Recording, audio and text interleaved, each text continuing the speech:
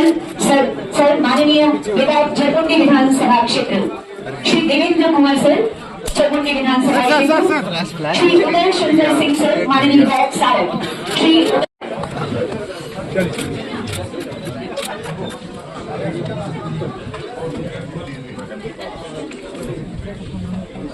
दांडी विधानसभा क्षेत्र शिवनी घटना मुरगुड में निवेदन आपसे आ पाएंगी।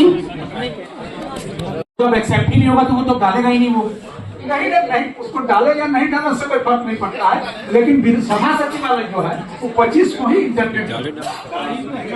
सर मैं इसमें माननीय अध्यक्ष महोदय इस समय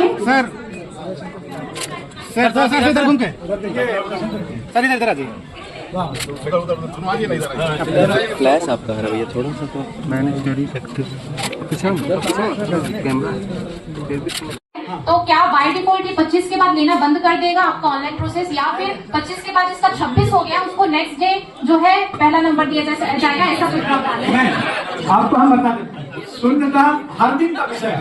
आज जैसा प्रदीप आपको बताए, शून्यता समसामयिक विषय को लोग उठाते हैं। खैर वो भी हुआ, तो जैसे ही 25 हो जाएगा, 25 के बाद का जो प्रश्न है वो समाप्त हो। अध्यक्ष महोदय दूसरे दिन फिर से डालिए। अध्यक्ष महोदय माननीय अध्यक्ष महोदय अध्यक्ष महोदय ये निवेदन है। अध्यक्ष महोदय जिस तरह से 50 शब्द को 70 शब्द बना दिया गया, आपके अनुसार अध्यक्ष महोदय नहीं लिया, 50 से 50 से 70 हुआ है, तो 25 से कम सदस्य का और बढ़ाया जाए, कम से कम 25 को कम से कम और बढ़ा दिया जाए, ताकि हम लोग इसमें आ सके। ये बात का विषय है, शून्यकाल के लिए आवंटित जो समय है उस समय में कितना क्वेश्चन पढ़ा जा सकता है, इसको अध्ययन करने के उपरांत ही निर्णय। इसीलिए इसमें आपको मैंडेटरी करना चाहिए।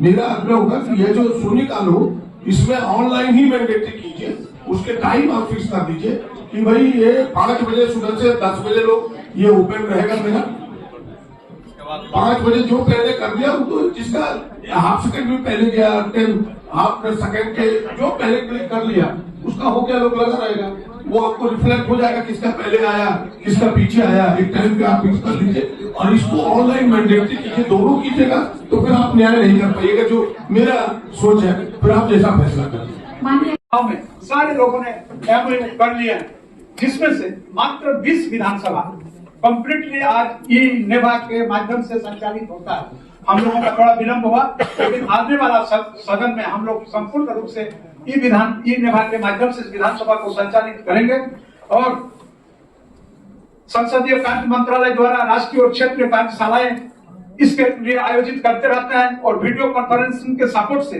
प्रशिक्षण का भी काम आपका क्षेत्र कार्यशालाओं के माध्यम से अनवरत जब आवश्यकता होगा तब लोग करेंगे। और जो भाषा समावेशिता, टेक्स्ट टू स्पीच और स्पीच टू टेक्स्ट जैसी सुविधाएं भी इसमें उपलब्ध कराई गई है। नेवा का संसदीय और लोकतंत्र का सकारात्मक प्रभाव यह है कि पारदर्शिता और जवाबदेही विधायी प्रक्रिया और डिजिटल रूप में उपलब्ध होने से आम नागरिक की सदन की कार्रवाई बेहतर तरीके से समझेंगे। दक्षता में वृद्धि, कागज रहित प्रक्रिया से समय और संसाधनों की बचत होती है, जिससे सदन का निर्णय प्रक्रिया और अधिक तीव्र और सुव्यवस्थित होगा। मानकीकरण सभी विधान सभाओं में एकीकृत तकनीकी ढांचे पर कार्य करती है, जिससे प्रक्रियाओं में समरूपता और पारदर्शिता आती है। ऐसा हम लोग देखे हैं कि देश के अंदर में विभिन्न विधानसभाओं में सबका अपना कार्य संचालन नियमावली है और कार्य संचालन नियमावली को आप देखेंगे तो उसमें अपने अपने हिसाब से अपने अपने राज्य का नियमावली है। इसलिए कभी कभी हम लोग लेटर कॉरेस्पॉन्डेंस करते हैं किसी विषय को जानकारी प्राप्त करने के लिए, और कभी कभी ऐसा भी होता है लेटर कॉरेस्पॉन्डेंस करने के क्रम में जो उचित जानकारी भी कोई विधानसभा अपने हिसाब से देने का काम करता है, जिसमें सारे विधानसभाओं का जो काम काज है देश के अंदर में उसमें एक रूपता नहीं हो पाता है।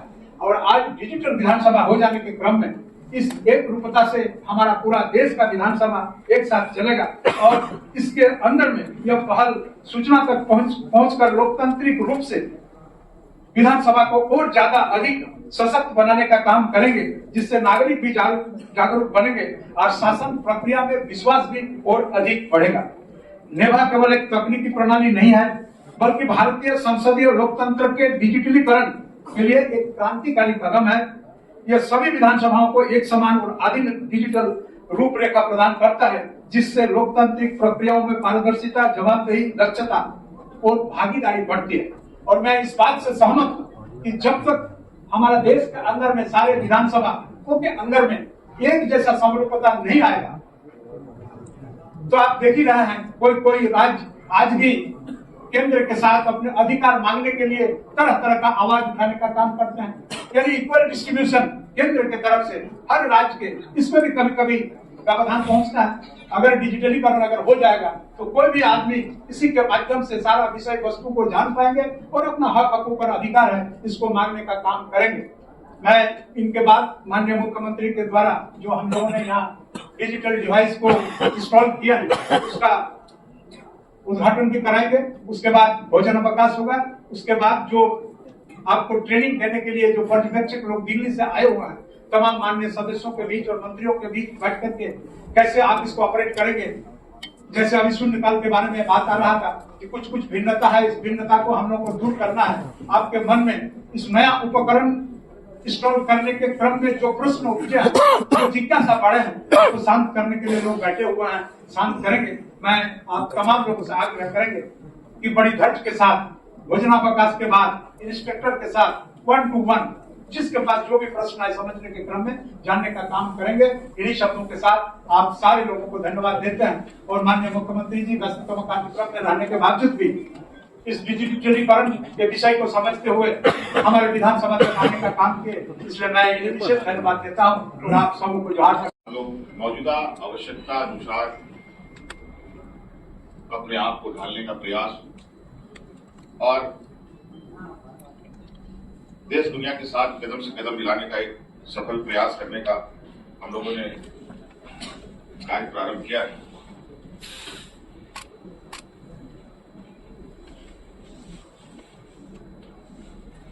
और कहीं ना कहीं जो हमें कम्युनिकेशन का एक अभाव की वजह से कई कार्यों को करने में दिक्कतें होती थी। इससे सिर्फ हम डिजिटलाइज ही नहीं बल्कि एक कम्युनिकेशन भी हम लोग का बहुत बढ़ेगा, चाहे वो पदाधिकारी हो, चाहे अपने सवालों से संबंधित हो, चाहे किसी भी विधायी कार्यों से संबंधित हो।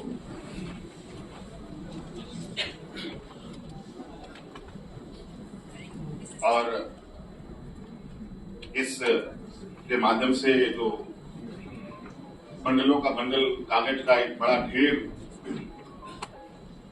अलग अलग कमरों में अलग अलग कोनों में हुआ करता था, अब वो उसमें कमी आएगी। और जब पूर्णतः इससे हम लोग इसके साथ चलने के लिए तैयार हो चुके होंगे, तब निश्चित रूप से हम लोगों के हर कार्यों में रफ्तार और गति देखने को हमें मिलेगा। आज माननीय अध्यक्ष जी के इस के लिए इसको अनुरोध करने के लिए बहुत बहुत शुक्रिया, आभार व्यक्त करता हूँ कि आपने एक बेहतर पहल विधानसभा के लिए किया है। और ये प्रयास लगभग अलग अलग चरणों में अलग अलग जगहों पर आगे बढ़ भी रहा है। विभागों में भी जबरदस्त कार्यों को करने के लिए अलग अलग चरणों में काम चल रहे हैं। आज हमारे झारखंड विधानसभा के लिए निश्चित रूप से जो इस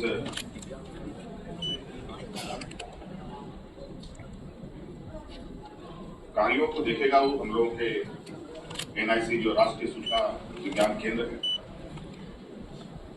उसके साथ इस एप्लीकेशन का यहाँ ऑपरेशनल कार्य किया जाएगा।